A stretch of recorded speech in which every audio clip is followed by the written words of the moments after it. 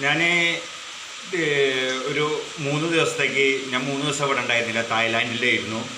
അപ്പോൾ ഈ സ്വർണത്തിനെ പറ്റി പഠിക്കാനും സ്വർണ്ണ പർച്ചേസ് ചെയ്യുന്ന ഘട്ടങ്ങൾ കണ്ടെത്താനൊക്കെ ആയിട്ട് പോയിരുന്ന ദിവസമായിരുന്നു അന്ന്.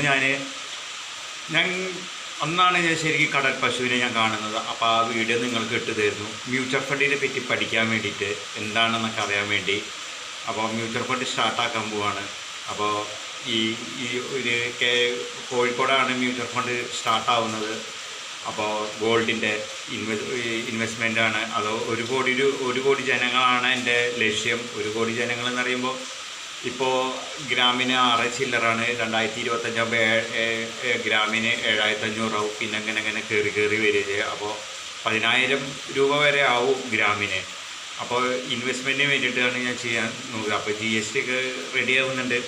അപ്പം ഞാൻ അടുത്തൊരു കടൽ തീരത്ത് കണ്ടൊരു സംഭവമാണ് കടൽ പശുവിന് വരും. അപ്പം നിങ്ങൾക്ക് ഞാൻ വീഡിയോ അയച്ചു തരുന്ന. അപ്പോൾ മ്യൂച്വൽ ഫണ്ടിനെ പറ്റി പഠിക്കുകയാണ്, എവിടെ നിന്നാണ് എങ്ങനെയാണ് ഗോൾഡിനെ പറ്റി എങ്ങനെ പർച്ചേസ് ചെയ്യേണ്ടത് അതൊക്കെ പറ്റി പഠിക്കുകയായിരുന്നു. അപ്പോൾ പർച്ചേസിങ് നടത്തുകയായിരുന്നു. അപ്പോൾ അങ്ങനെ എടുത്ത ഒരു വീഡിയോ ആണ്. അപ്പോൾ നിങ്ങൾക്ക് അയച്ചു തരുന്നു, ഇൻഷാ അല്ലാഹ്.